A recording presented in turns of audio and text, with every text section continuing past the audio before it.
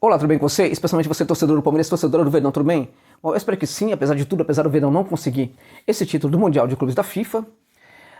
Neste vídeo eu quero resumir um pouquinho, até mesmo algumas coisas que eu falei na live, né, gente? Que eu falei na live sobre o assunto, falei muito na live sobre o que foi esse jogo do Palmeiras, esse desempenho do Verdão contra a equipe do Chelsea. De certa forma, eu acho que o Palmeiras sai muito maior desse Mundial do que já estava. O Palmeiras assim, orgulhou, na minha opinião, o futebol brasileiro nesse campeonato mundial da FIFA. O Palmeiras hoje é muito mais respeitado no cenário mundial do que era antes, e também os moradores dos Emirates, né, sobretudo de Abu Dhabi, jamais na história, na vida deles, eles vão esquecer o que significa o Palmeiras, né? A festa que a torcida do Palmeiras fez em Abu Dhabi realmente foi uma coisa impressionante, impressionante. É algo que jamais eles vão esquecer novamente. E outra coisa interessante, gente, que precisa pontuar é o seguinte, né? Foi uma festa com o torcedor do Palmeiras tendo o direito de ficar, assim, andar pela cidade enrolado numa bandeira, né, ter orgulho de vestir a camisa do seu clube do coração, se enrolar em bandeira, gritar, cantar, enfim, muita vontade, sem ninguém perturbar. Porque isso deveria ser a realidade do futebol em qualquer lugar do mundo.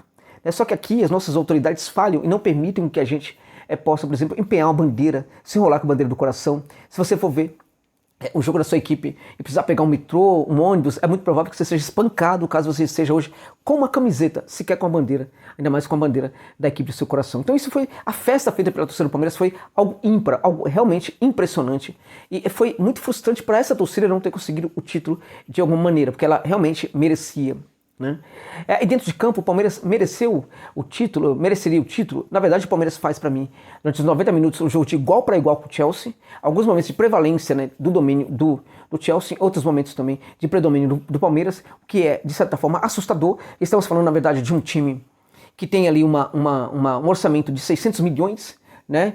Muito dinheiro de contratações, na verdade, né? Muita grana, muito dinheiro investido mesmo, né? Contra um time sul-americano. E as pessoas estão se esquecendo um pouco disso, então, estão se esquecendo dessa parada aí. Antes disso, teve o jogo do Hilal contra o Al-Ahly. O Al-Ahly passou o carro em cima do Al-Hilal. Então, aquele Al-Hilal, né?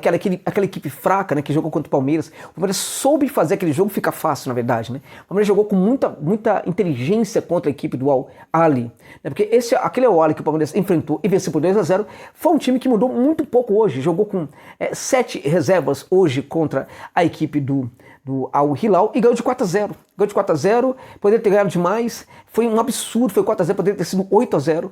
E tem nada a ver com a expulsão, com as expulsões que aconteceram, mas isso aconteceu também em função do placar e daquilo que a equipe tinha feito. Então isso só mostra o que o Palmeiras tinha feito contra o Al-Ahly e a importância daquela vitória do Verdão. O Verdão vem para o Mundial, vem para a final do Mundial contra o Chelsea, faz um jogo de igual para igual. A estratégia, na minha opinião, foi correta. O Abel levou a equipe correta para o campo. Acho que muitos especulavam mudanças na equipe, mas isso não aconteceu. Entraram os jogadores corretos, entrou com o time certo, e acho que o Palmeiras tentou fazer a sua parte. Fez um primeiro tempo de igual para igual com o Chelsea, jogou muito, mesmo tendo muito menos posse de bola. O Palmeiras teve ali por volta de 32% de posse de bola contra 68% de posse de bola do Chelsea. Mas o Palmeiras termina o primeiro tempo com uma finalização a mais do que o Chelsea. 9 finalizações contra 8 do Chelsea. Uma finalização certa para cada equipe, né? Então, do que adiantava para o Chelsea ter toda aquela posse de bola se não estava sendo tão efetivo, mais efetivo do que o Palmeiras? Nesse sentido, o Palmeiras iguala o jogo com o Chelsea no primeiro tempo, sim.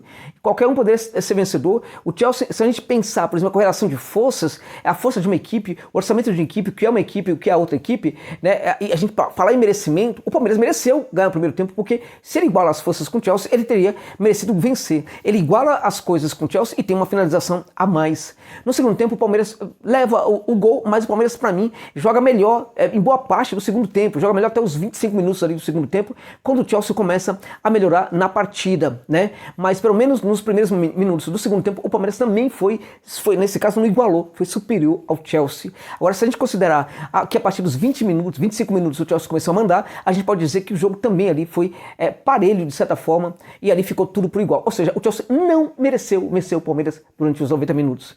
O Palmeiras não mereceu perder do Chelsea. Se fosse para ter um vencedor, esse vencedor seria o Verdão durante os 90 minutos da partida.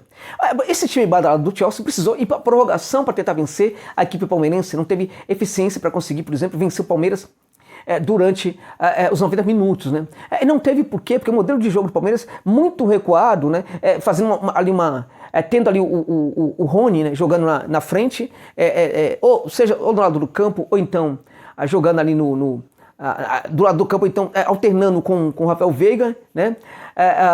Ele fazendo um trabalho muito tático, um trabalho de marcação muito forte, né? O Veiga sendo um jogador tático também muito importante, ele gerava muita preocupação para a torcida, para a defesa da equipe do Chelsea, né? Mas o que acontece, na verdade, é que o Chelsea não conseguia jogar, não conseguia assim, ter eficiência, mesmo tendo um grande domínio da bola, muita predominância na posse de bola, incrível, muito grande mesmo, mas não consegue evidentemente jogar. Não consegue, porque o Palmeiras não deixa. Então a gente pode olhar e falar que o Chelsea amassou o Palmeiras, mas quando a gente olha para os números, a gente percebe que não foi isso que aconteceu. O Chelsea tem, ao final do jogo ali, um total de 20 finalizações, apenas 3 finalizações certas, ou seja, isso mostra que a posse de bola do Chelsea não corresponde, mostrava claramente que a equipe não estava sabendo trabalhar a posse de bola. Do que adiantava o Chelsea ter uma posse de bola se não sabia trabalhar essa posse de bola? Isso por quê? Porque não é uma equipe como a do Guardiola que sabe trabalhar tanto essa posse de bola, e também porque nas suas limitações de jogo de posse de bola, o Chelsea teve um problema. Teve uma equipe que soube fechar muito bem os espaços. Esse foi o jogo muito eficiente que o Palmeiras fez. Veio a prorrogação, e na prorrogação a coisa muda um pouco de figura, evidentemente. Na prorrogação, o Abel faz algumas alterações. Essas alterações, na minha opinião, elas não foram das melhores. A gente precisa dizer, o Abel não foi responsável por essa derrota do Palmeiras, gente. Longe disso. O Abel foi um dos heróis que levou o Palmeiras aí à final do Mundial de Clubes. O Abel foi o responsável pela conquista de 2 Libertadores. Ele realmente pediu reforços que não foram entregues a ele, né? Mas o Abel não foi muito bem nas alterações no segundo tempo. Desculpa, na prorrogação. Ele faz algumas alterações ali que, na verdade, configuram o Palmeiras como uma equipe muito parecida com aquele Palmeiras da Libertadores que jogou contra o Santos. E não essa equipe que evoluiu muito e jogou contra o Flamengo na final em Montevidéu. Em Montevidéu, você tem um Palmeiras muito mais moderno, trabalhando um contra-ataque muito mais eficiente, né? Muito mais refinado. Esse contra-ataque do Palmeiras se sofisticou muito com o Abel nos últimos tempos, o que mostra, inclusive, que o técnico português sabe variar, mesmo dentro do mesmo modelo de jogo, ele sabe variar muito a forma da sua equipe jogar. Ele se mostra um técnico muito eficiente. Mas as alterações dele na prorrogação fizeram o Palmeiras recuar um pouco na qualidade do modelo do seu jogo. E ele passou a ser uma equipe muito refém de um tipo de bola, a bola longa.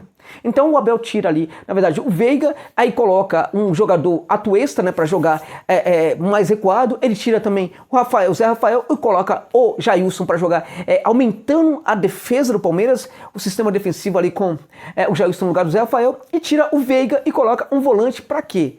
Ele coloca um volante para jogar muito atrás, para fazer o quê? A bola longa. E aí ele coloca o Wesley para jogar lá na frente, gente. O Wesley para jogar na frente. E depois coloca o Navarro também. Então ele configura um Palmeiras no final do jogo, na prorrogação, como aquele Palmeiras que jogou contra o Santos. Então ele reduz as possibilidades da equipe jogar no contragolpe. Então não funciona. Por quê? Porque o Atuesta, ele entra, não é eficiente, foi muito mal na partida, mas o jogo que ele teria que fazer na partida, ele não consegue implementar. Por quê? Porque esse jogo dele acaba perdendo eficácia, ele não consegue exercitar esse jogo, fazer esse jogo. Por quê? Porque ele não tem receptor para bola no campo de ataque. Mesmo o Naval, que entra um pouco depois, na verdade, acaba tendo uma movimentação muito ruim, entrou mal demais, não soube se movimentar, teve muita lentidão, enfim, muito mal. Agora, o Wesley, ele é o jogador para puxar esse contra-ataque pelo lado do campo, mas ele também está muito preso no campo de defesa do Palmeiras. Ele fica muito tempo ali preso no campo de defesa e nem sempre consegue se soltar. O Palmeiras não consegue, por exemplo, reter a bola no seu campo de defesa, não consegue sair do seu campo de defesa. O Chelsea fecha o Palmeiras ali no seu campo de defesa e o Wesley acaba sendo mais um jogador presente ali no campo de defesa. Então ele não é um jogador para ser acionado lá na frente. O Navarro também não é. Então o Atuesta não tem função. Ele entra e fica sem função. Então, antes da gente criticar muito a Atuesta, precisamos criticar, entender o seguinte: aquilo que ele teria que fazer no jogo, ele não consegue fazer, porque o jogo acaba tirando dele aquilo que ele tinha que fazer, né? Agora, um jogador que entrou para fazer também a diferença, que foi o Jailson, não fez diferença nenhuma. Mesmo ele entrou para fazer marcação, o jogo foi cada vez mais, a cada minuto que passava, o jogo se configurava num tipo de jogo que favorecia aquilo que o Jailson ia fazer no meio de campo. E ele também não foi bem. Então o Jailson foi pior do que o Atuesta, que foi para mim pior até do que o Navarro. Você tá entendendo? Não foi pior do que o Navarro. O Atuesta, ele foi muito mal, mas ele entrou, não foi bem, não dá pra passar pano, ele não foi bem, mas o que ele tinha que fazer, o jogo não ajudou ele a fazer, né? O Navarro é o contrário disso um pouco, né? Porque ele também não recebe bola, mas ele também não tem uma movimentação, não vem buscar, não faz, ele não sabe o que fazer em campo. Ele foi o pior de todos que entraram. E o Jailson também foi muito mal, né? Então, mas o que acontece? O que acontece é que quando o Palmeiras faz essas alterações, ele praticamente muda a sua forma de jogar. Há um empobrecimento do seu modelo tático, ele chama muito o Chelsea para o seu campo de defesa. Repare, você tira o Zé Rafael, que cria um pouco, né, mas tem uma bola média ali muito boa, coloca o Jailson para marcar muito. Aí você tira o Veiga, que era uma referência da preocupação da defesa do Chelsea. Era muito importante a presença do Veiga, mesmo quando não aparecia, quando ele não aparecia muito pro jogo, ele era importante para o que estava acontecendo no jogo. Quando o Palmeiras tira essa referência, essa preocupação da defensiva do Chelsea, ela começa a avançar. Então os jogadores do Chelsea, os defensores começam a trabalhar também quase no campo do Palmeiras em alguns momentos, né? O Rudiger, ele vai trabalhar dentro da área em algumas situações.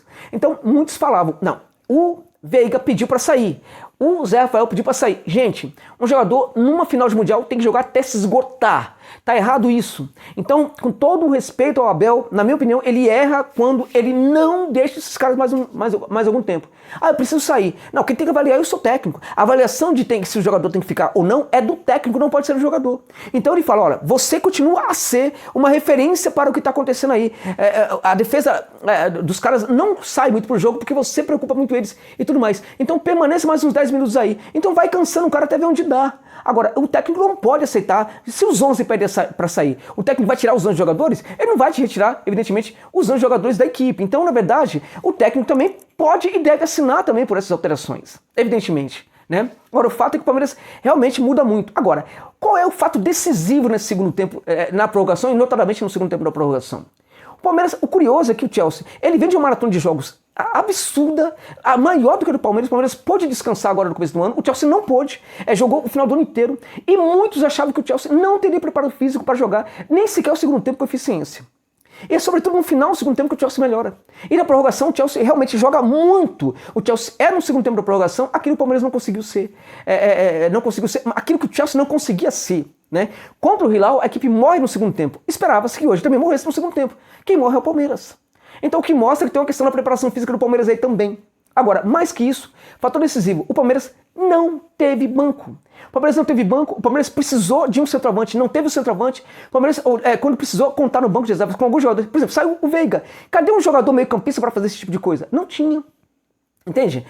Inclusive, quando eu falo que o Abel erra aí no caso, é porque se ele não tem um jogador, se o Veiga precisar sair mesmo, e ele não tinha um meia para trabalhar, para colocar no lugar do Veiga, que ele colocasse, por exemplo, fizesse uma mudança tática, colocasse o Scarpa para executar aquelas ações que o Veiga estava executando. O Scarpa pode fazer isso muito bem. Fez muito bem isso no Fluminense, acho que em algum momento no Palmeiras também fez. Ele poderia ficar no lugar ali do Veiga. Isso não aconteceu. A entrada do Atuesta eu vou tentar fazer o jogo a partir, por exemplo, construir meu jogo a partir, por exemplo, do quê? Do recuo e tentar fazer um lançamento, voltar para a bola longa, que era aquilo que aconteceu na final contra o Santos, especialmente. Então ali houve um erro? Houve, mas o principal responsável por isso foi quem estava sentado numa cadeira, como se fosse num trono, como se fosse uma rainha, né, assistindo junto com o seu companheiro jogo do Palmeiras, que era a Leila Pereira.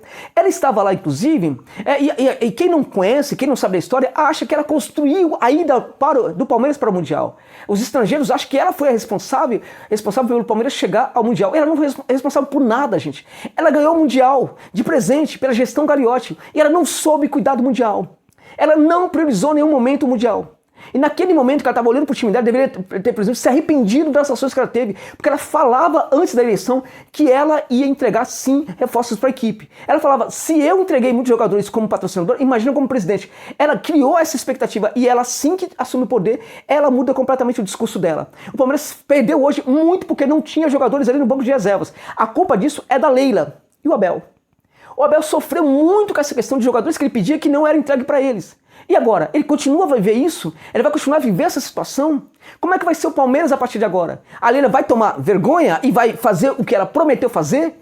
Porque eu tenho um palpite que sim, porque senão a cobrança vai ser muito forte para ela. Ela não sabe onde está se metendo até agora, ela não entendeu nada ainda. E espero que a partir de agora ela entenda, e entenda muito antes dessas cobranças muito fortes chegarem. Porque ela realmente é responsável pela derrota do Palmeiras hoje no Mundial. Entende? Tem muita gente que tá me criticando. Não, a Leila não é culpada sim. Porque ela prometeu. E hoje o Palmeiras perdeu porque não tinha bancô. Muito foi jogado. O planejamento do Palmeiras foi feito pela comissão técnica.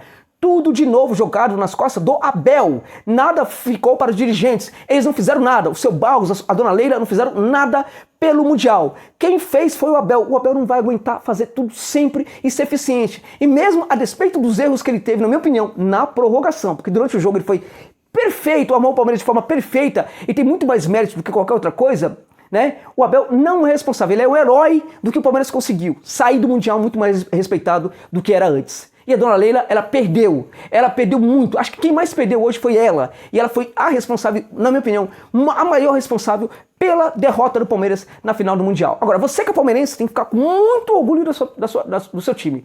Muito orgulho. Porque esses jogadores realmente hoje, eles assim, o Luan falhou, tudo bem, mas vinha fazendo também um bom Mundial. Aliás, o Luan, bem azarado, né? Tem alguns jogadores que são necessários. Vai ter live nesse canal, talvez amanhã ou terça-feira, para falar dos jogadores que o Palmeiras precisa pensar de verdade agora. Vou ver se eu chamo, inclusive, o Bessucci para fazer esse trabalho aí comigo, tá? Mas eu acho que você tem que ter orgulho do Palmeiras. O Palmeiras fez o que pôde, foi até onde podia ir, e acho que o Palmeiras honrou muito o futebol brasileiro nessa final do Mundial de Clubes da FIFA contra o Chelsea. Perdeu, mas jogou muito, muito mesmo, e orgulhou o futebol brasileiro. Muito obrigado pela gentileza de ficarem comigo neste vídeo. Até o final.